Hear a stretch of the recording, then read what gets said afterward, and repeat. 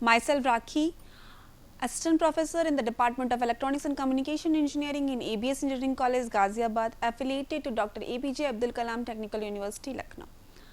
In today's lecture series of the optical communication, I am going to deliver my lecture on the cylindrical fiber modes.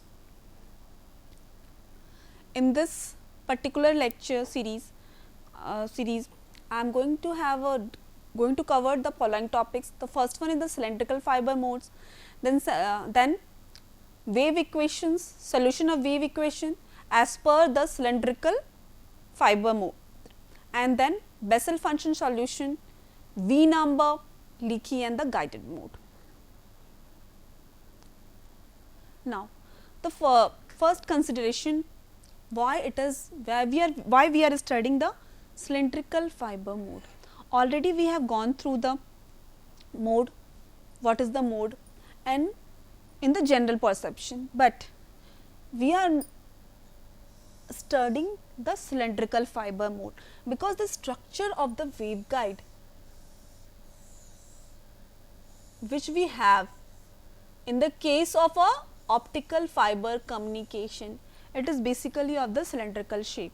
The optical fiber which is our waveguide in this communication system is of the cylindrical shape, So, our analysis, the complete analysis of the optical fiber propagation gets incomplete unless we consider the cylindrical fiber modes.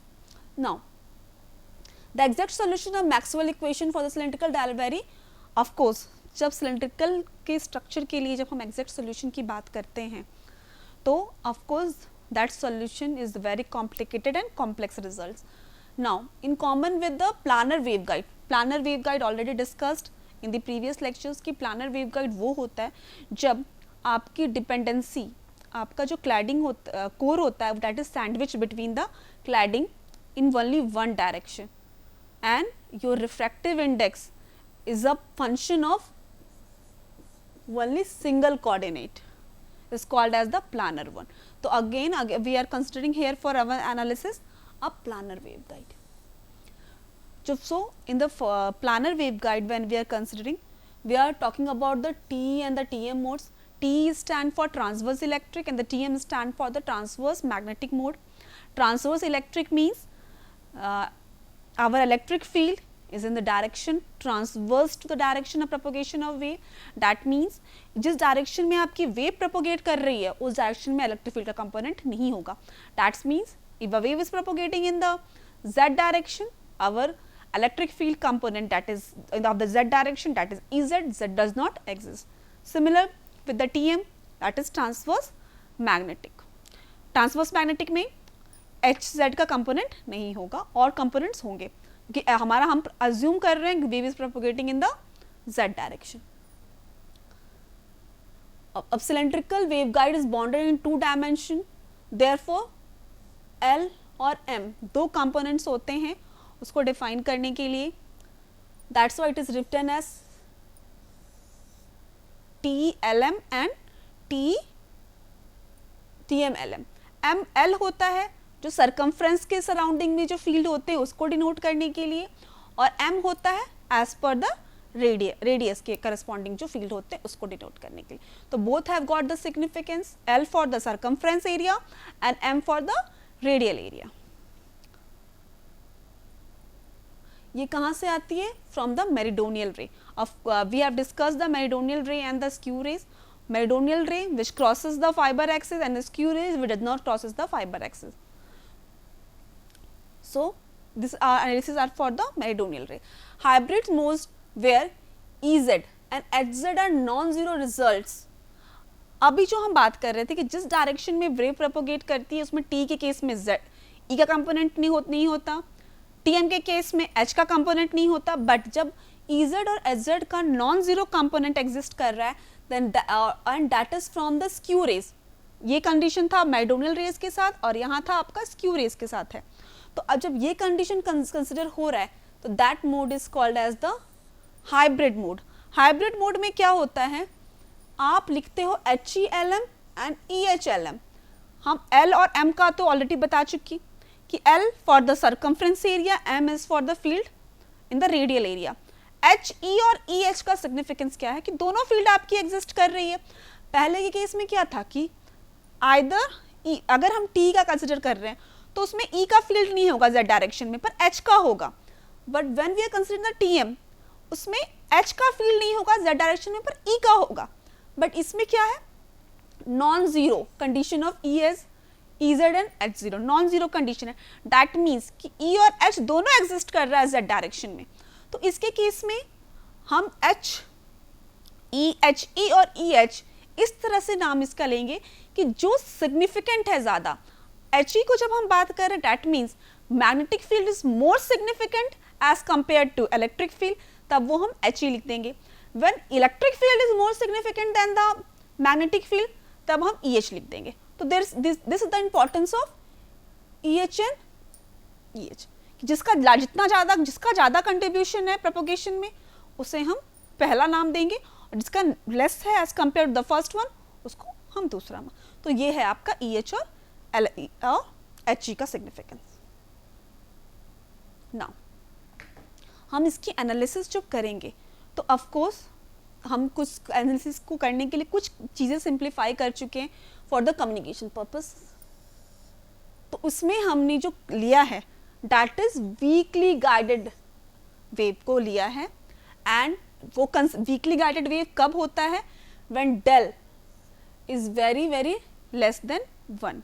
Relative refractive index, del is our relative refractive index, वो बहुत बहुत कम होता है 1 से। And जो angle होता है that is also very small. तो हमें जो अब इक्वेशंस, जो सॉल्यूशंस मिलेगा, सब कुछ मिलेगा, that is not exact solutions, और हम इसको एक कंबाइंड फॉर्म में LP के फॉर्म में रिप्रेजेंट करेंगे। अब EH ये सारे छोड़ के हम एक approximate non exact condition LP के फॉर्म में रिप्रेजेंट करेंगे। सिर्फ फंडामेंटल मोड्स के लिए एग्जैक्ट रहेगा, बाकियों के लिए this will be non exact condition. तो ये होगा ऑफ कोर्स डेल। अब तो इसमें हम क्या मानेंगे, HE and EH mode have almost identical propagation constant, that's why it is called as the G-generate mode। हमने मान लिया कि सारे जो हमारे fields हैं, हम exact solution नहीं निकाल रहे, we are going through the non-exact solution, और non-exact solution हम जब निकाल रहे हैं then we are going through the term of LP। पहले हम EH, HE और TM, TE से रिप्रेजेंट कर रहे थे, बट अब हम सिर्फ एक टर्म से रिप्रेजेंट करेंगे, that is LP। LP stand for linearly polarised. अब जब ये सारे डिजेनरेट मोड हो गए, सबको एक कॉमन प्रोपगेशन कांस्टेंट से हम रिप्रेजेंट कर सकते हैं, और उसकी रिप्रेजेंटेशन LP मोड में होगी और कॉन्फ़िगरेशन उसके according. This linear combination of degenerate mode जो है एक सिंप्लीफाइड मेथड है for the analysis of a weakly guiding mode. तो वीकली गाइडिंग मोड के लिए, एनालिसिस के लिए जो हमने सिंप्लीफाइड स्टेप लिया, that is we are considering all the modes as a degenerate mode of the similar condition, जिसमें प्रोपगेशन कांस्टेंट कॉमन रहेगा, and that is represented by LP। Now अब इसमें हमारे पास है कि LP किसके करस्पॉन्डिंग होगी। अब देखो, हमने कहा कि LP जो है सिर्फ फंडामेंटल मोड का एग्जैक्ट रहेगा, दैट्स व्हाई ये यहाँ पे आपका सेम है, एक ही है। बट और सबके केस में देखो इट इज डिफरेंट।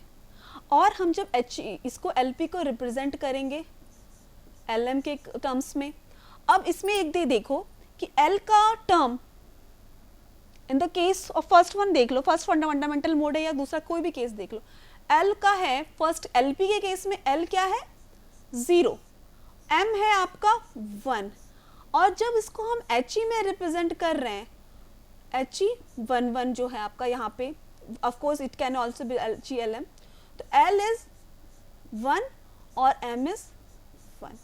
तो डिफरेंस यहाँ पे आ रहा है। जब हम HE को LP के मोड में रिप्रेजेंट करते हैं तो L जो होता है, जो इनिशियली आपके पास जो होता है, उससे -1 हो जाता है, और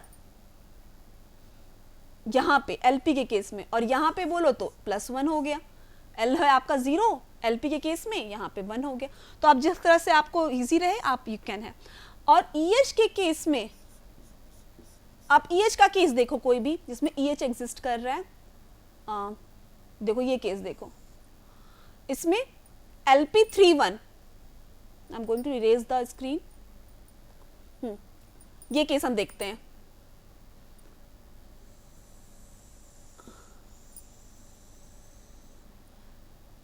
LP31 एंड HE आपका 41 और EH है आपका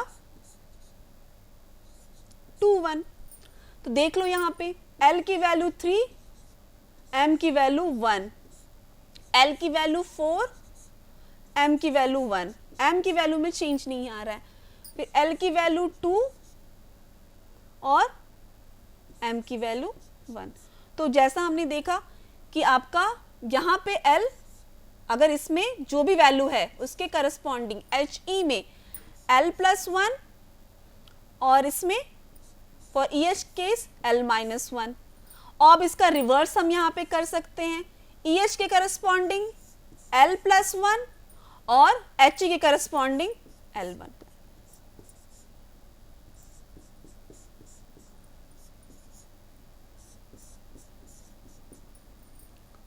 तो ये चेंज आपको रिमेंबर रखना पड़ेगा whenever you are seeing the LP case of the EH and HE field. Now here are some of the diagrammatical representation of your field. LP01, which is our fundamental mode, it is represented by this figure. Field configuration, intensity distribution पूरा है, field distribution ये है.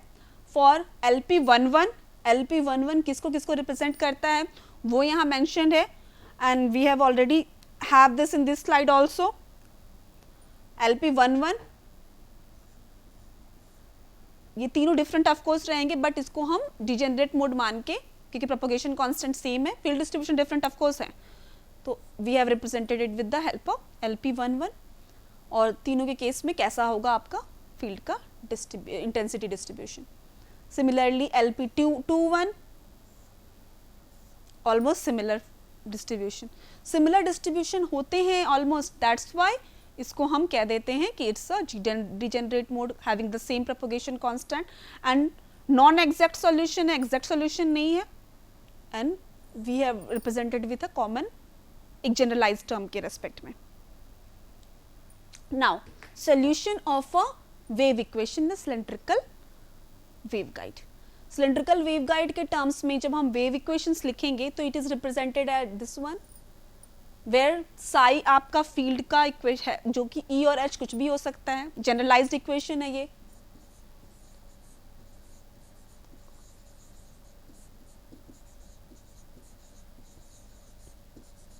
जब हम E के field E के terms में लिखना चाहेंगे तो Sai can be represented E, जब H के टर्म्स में लिखना पड़ेगा तो Sai is represented bye H. R आपका रेडियल डिस्टेंस है, N1 कोर का refractive index, beta is your propagation constant. तो ये आपका एक्सप्रेशन है.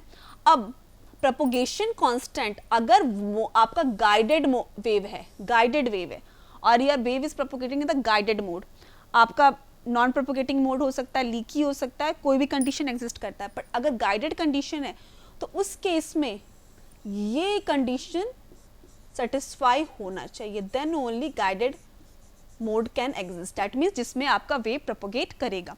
दैट मीन्स N2K यानी आपका propagation constant in the cladding, beta wave का प्रोपगेशन कांस्टेंट जो जनरलाइज्ड पहले से, N1K propagation constant in the core.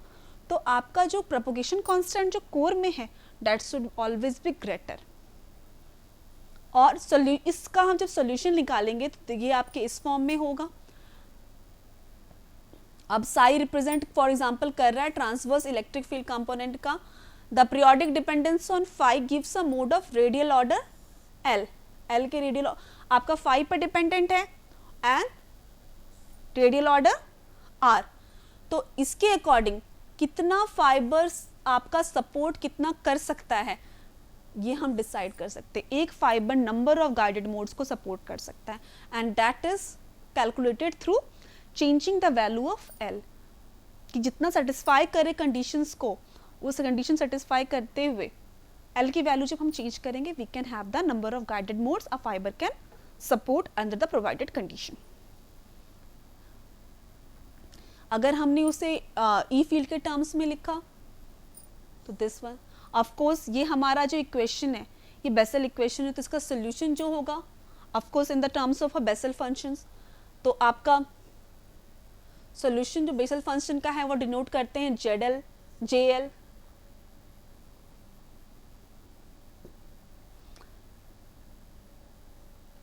JL subscript में, और विथ रिस्पेक्ट टू आर, इसके टर्म्स में हम रिप्रेजेंट करते हैं।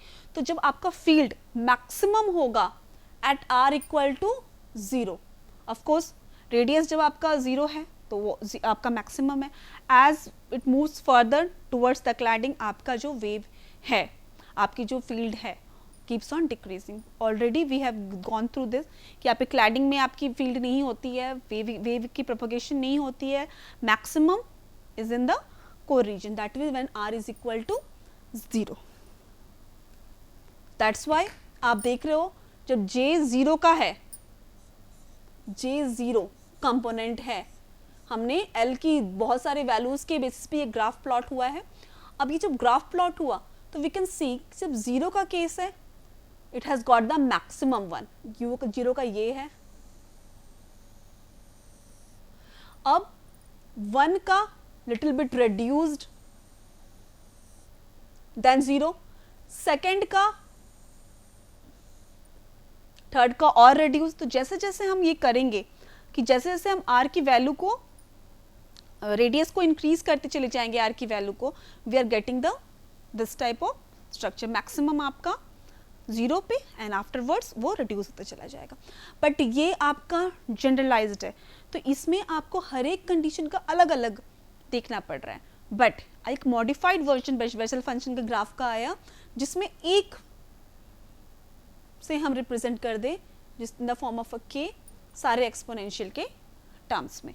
तो एक्सपोनेंशियल डीके होता ही है in the maximum in the center, and as we move forward towards the cladding it goes on decreasing exponential. और इसके सोल्यूशन जब बेसल फंक्शन का हुआ तो we are getting electric field for core as through this equation, electric field at the cladding through this equation, where U is represented by this and W is represented by this and R is our this one. This is the R is in the terms of a normalized radial coordinate. तो आपकी इसके में U, ये आपका basal function का solution है in the terms of electric field, and U की value ये, W की वैल्यू ये एंड R की वैल्यू ये। इसके बेसिस पे अब जब हमने U और sum of the squares of U and W हमने जब किया, that defines another important value related to optical communication, that is our normalised V number. Normalised V number बहुत इंपॉर्टेंट रोल प्ले करता है बिकॉज ये value decide करती है कि एक पर्टिकुलर वेव गाइड में कितने मोड्स ट्रैवल कर रहे हैं। ऑलरेडी वी हैव देख, इसमें हम कह रहे हैं कि ये इक्वेशन डिसाइड करता है, इसमें का ये इक्वेशन डिसाइड करता है कि कितने मोड्स आपके एक पर्टिकुलर वेव गाइड में ट्रैवल कर रहे हैं। और इसीलिए हम कहते हैं कि फाइनाइट नंबर ऑफ मोड्स, क्योंकि वो फिक्स्ड रहते हैं, वो वेरी नहीं कर सकते, हम कैलकुलेट हम कर सकते, इनफाइनाइट नहीं होते, फाइनाइट होते हैं। तो इसी के बेसिस पे सारे कैलकुलेशंस निकल रहे हैं। तो यहाँ पे जो ये वैल्यू होती है, ये फर्दर हम नेक्स्ट अब लेक्चर्स में हम देखेंगे कि how this V number is used to calculate the number of modes which are existing in the optical fiber. So this value give, and when we solve it this is represented by this one. आपके पास U और W की already value given है, आप इसके square कीजिए, इसका root कीजिए, इसको U का स्क्वायर कीजिए, W का स्क्वायर कीजिए, and then you take a root of U square plus W square. आप जब इसको सॉल्व करिएगा you will get this value. So this represent our V number. So now what is the V number? V number basically एक normalized frequency का parameter है। तो जब भी हम नॉर्मलाइज्ड वर्ड यूज करते हैं, क्योंकि आपको फर्दर क्लासेस में भी यूज होगा नॉर्मलाइज्ड वर्ड, ये नॉर्मलाइज्ड वर्ड होता क्या है? तो नॉर्मलाइज्ड वर्ड होता है क्या कि जब हम किसी वैल्यू का, यहाँ पे फ्रीक्वेंसी का एग्जांपल हो रहा है, हम इलेक्ट्रिक फील्ड का नॉर्मलाइज्ड वैल्यू निकाल सकते हैं, वोल्टेज की नॉर्मलाइज्ड वैल्यू निकाल सकते हैं, मैग्नेटिक फील्ड की वैल्यू नॉर्मलाइज्ड वैल्यू निकाल सकते हैं। तो नॉर्मलाइज्ड का मतलब है कि if we are talking about the normalized frequency, that means normalized frequency is equal to frequency at the particular instant of time divided by its maximum value. Anything, अगर यहाँ पे मैंने फ्रीक्वेंसी को ले लिया, किसी भी वैल्यू के टर्म्स में कर सकते हैं कि value at the particular instant of time divided by its maximum value gives the normalized value of that particular quantity. तो यहाँ फ्रीक्वेंसी के टर्म्स में हम कह रहे हैं कि frequency at the particular instant of time divided by the maximum frequency which are existing in the particular fiber. Here we are talking about the fiber. तो वो हमें बताता है normalized frequency and it is expressed as this one. In the previous slide हमने ये value निकाली थी। अब इस पे बेसिस पे आप देख सकते हो k is represented 2 pi lambda n1 square minus n2 square, of course 2 pi by lambda a, and this one our na, and this equation is represented in this slide. And already we have gone through the relation between na and del in the previous lecture. So it's your task to go through this equation to this equation.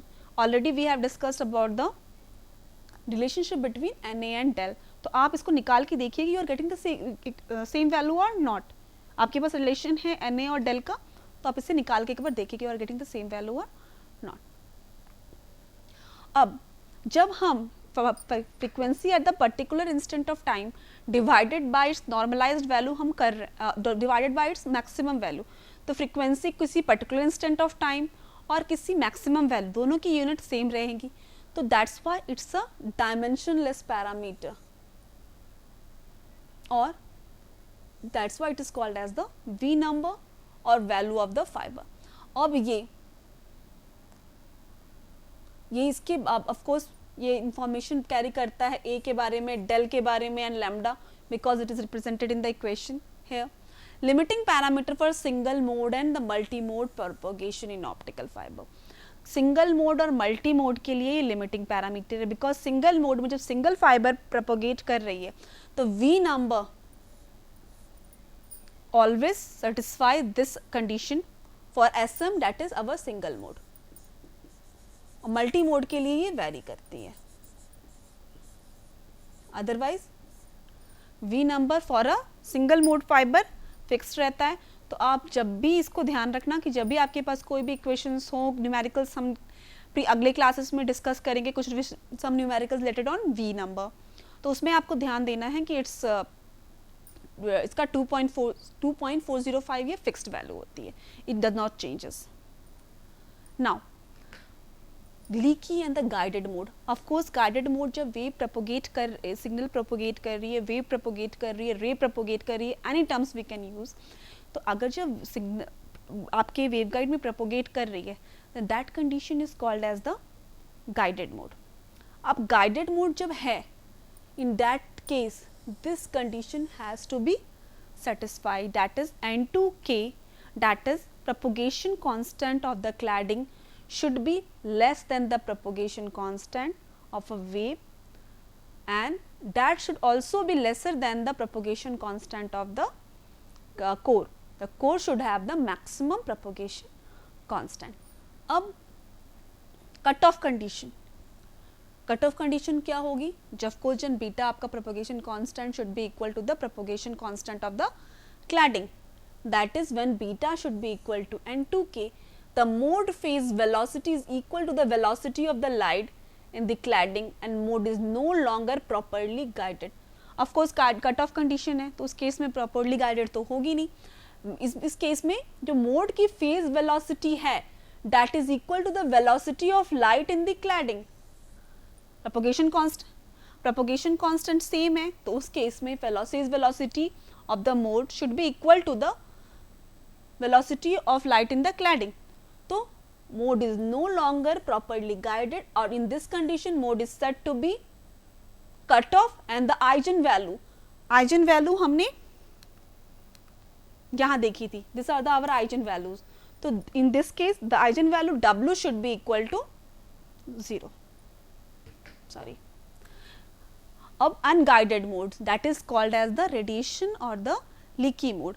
जब आपका waveguide से, आपका ये waveguide है,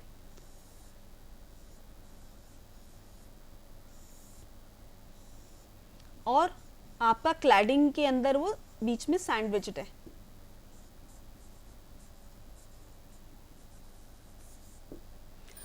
अब इसमें wave को propagate करना है, और जब तक ये इसमें प्रोपोगेट कर रहा है then it is called as the guided. But अगर ये इसको क्रॉस करके it's moves towards the cladding, then that is called the wave radiate हो गई, रेडिएट हो रही है, ये प्रोपोगेट नहीं किया उस समय, वो रेडिएट हो गई या फिर वो लीक कर गई, क्योंकि उसे प्रोपोगेट करना था कोर में, and if it move towards the cladding that is it is leaking from the core.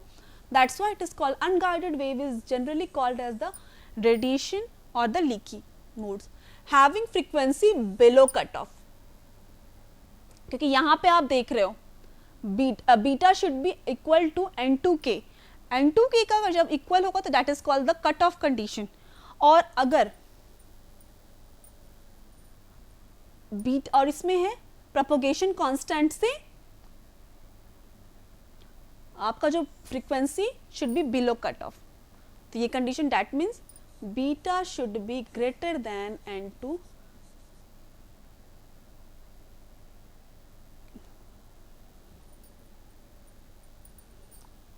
आपका ये कट ऑफ कंडीशन से जो कट ऑफ फ्रीक्वेंसी है उससे आपका फ्रीक्वेंसी ज़्यादा होगा, where beta should be less than N2K, and hence W जो होगा आपका जो आइजन वैल्यू है that should be imaginary.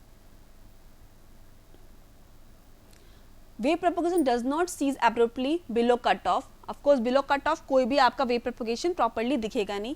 Modes exist near the core cladding interface. Mode जो है वो एग्जिस्ट करेगा कोर क्लैडिंग इंटरफेस का, बट दैट इज नॉट उसके बियॉन्ड नहीं दिखेगा प्रॉपर. एंड गाइडेड मोड के लिए ऑलरेडी आपके पास यहाँ पे गिवन है the beta should be greater than N2K.